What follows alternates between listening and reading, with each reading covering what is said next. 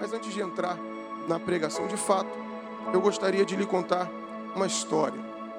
Quando eu era criança, eu não sabia jogar futebol.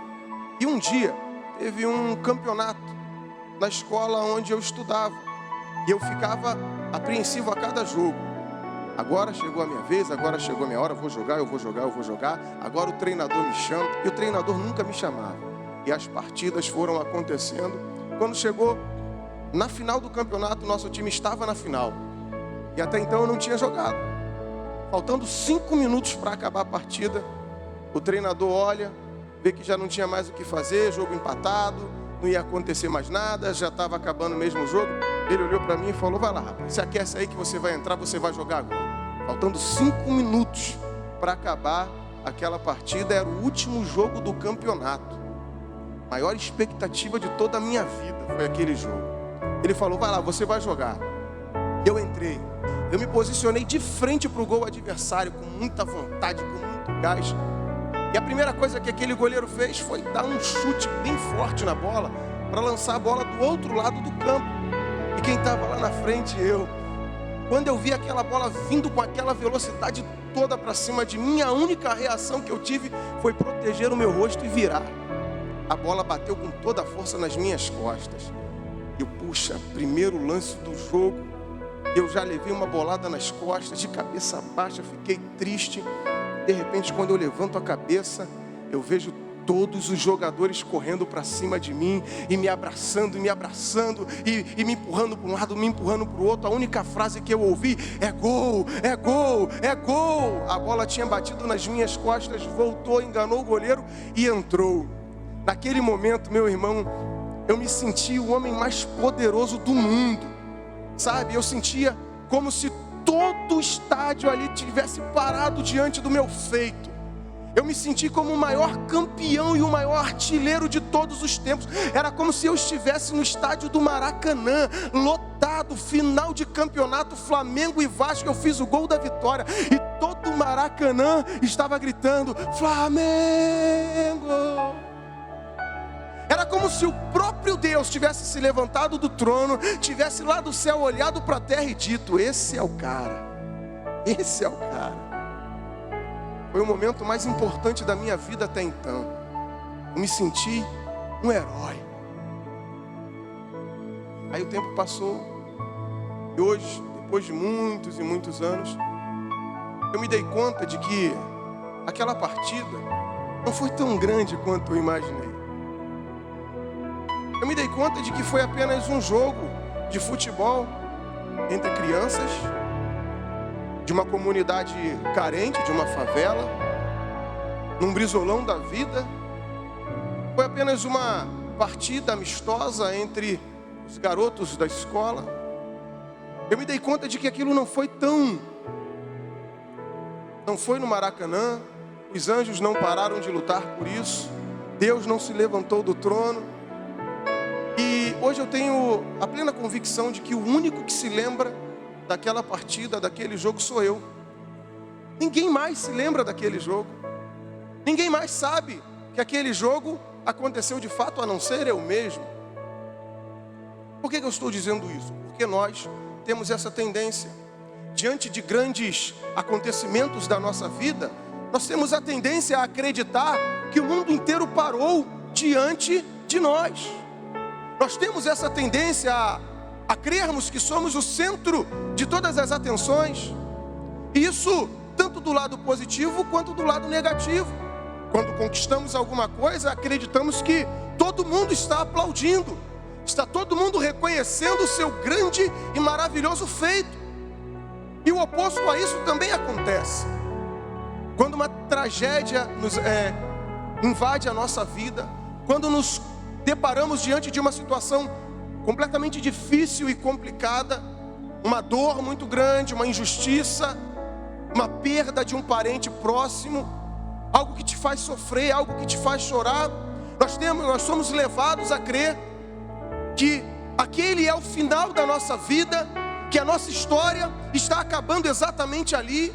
Nós somos levados a crer que todos os comentários são a nosso respeito. Se alguém te olha, por que está me olhando? Se alguém está rindo de mim. está rindo de mim. Se alguém apontou para mim, por quê?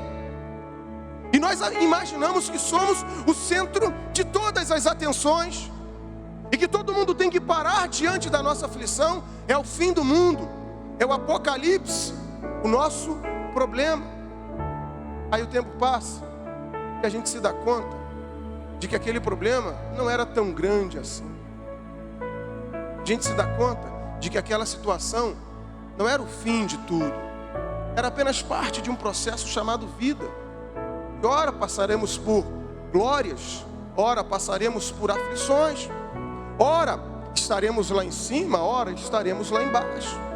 Existirão momentos na nossa vida que pessoas reconhecerão nossos feitos gloriosos e surpreendentes que fizemos.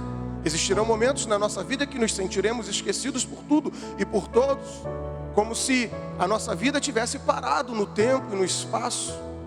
Mas o tempo passa. Nós estamos diante da história de um homem que experimentou o tempo passar. Teve um sonho, você conhece toda a história, foi vendido. E o primeiro inimigo que eu queria falar nessa noite é a rotina. Rotina é uma coisa boa até certo ponto. Tudo na nossa vida tem que ser através de uma rotina. Nós precisamos de rotina no nosso casamento, no nosso trabalho, na nossa vida com Deus, no nosso ministério. Precisamos de rotina. Rotina não é uma coisa ruim, mas ela até certo ponto é boa. Só que chega um determinado momento que a rotina torna-se inimiga da nossa fé. Ela nos impede de exercitarmos a nossa fé. São exatamente nesses momentos que nós exercitamos mais a nossa fé, quando alguma coisa foge ao nosso controle. Você quer ver só um exemplo disso? O capitão de uma embarcação, ele só vai ser reconhecido como um campeão dos mares, como um grande capitão, depois que ele enfrentar muitas tempestades. Enquanto ele não enfrentar muitas e muitas tempestades, ele vai ser apenas um capitão de navio. Agora, se algum dia alguém apontar para ele e dizer: olha, você é um grande capitão, foi porque ele passou por grandes tempestades. É quando alguma coisa foge do nosso controle. Por isso tem muita gente que frequenta igrejas, mas não exercita a sua fé, porque a igreja tornou-se parte da sua rotina. E foi exatamente isso que aconteceu na época de Jesus. A igreja era parte da rotina dos judeus. Os judeus eram regrados por rotina, e tudo na vida de judeu era rotina. O culto dos judeus era através de rotina. A palavra de Deus para os judeus era chamada de lei, e lei fala de regras. Rotina, rotina atrás de rotina. Agora, foi justamente por esse motivo que quando Jesus veio e pregou uma palavra para um povo diferente dos judeus, ele não mais chamou esta palavra de rotina. Os apóstolos não classificaram as palavras de Jesus como lei ou como rotina. Os apóstolos classificaram as palavras de Jesus como evangelho. E evangelho é o oposto da rotina, porque evangelho é coisa nova. Evangelho é novidade de vida. É Deus tirando você da sua rotina. E é isso que Deus faz quando permite que uma aflição bata na sua porta. Ele permite que a dificuldade apareça, que a luta venha, para que você saia da sua rotina. Porque Deus não nos chamou para viver uma vida de mesmice, uma vida de mediocridade. Sabe o que é mediocridade? Mediocridade é quando você vive na média. Você é igual a todo mundo é igual a você, e você some no meio da multidão, e no meio da multidão você é apenas mais um. Quando Deus te chama, Ele não te chama como apenas mais um. Ele sabe o teu nome, Ele sabe teu endereço, Ele sabe o número da sua identidade, do seu CPF, Ele conhece a sua história, e foi justamente por isso que Ele te chamou, foi justamente por isso que Ele confiou em ti. Deus está te tirando da tua rotina, permitindo que essa tribulação venha sobre a sua vida, para que você possa experimentar algo muito maior de Deus para a tua vida. Então não reclame quando as coisas começarem a fugir do seu controle, porque se você quer ser alguém diferente, se prepare para viver uma vida diferente.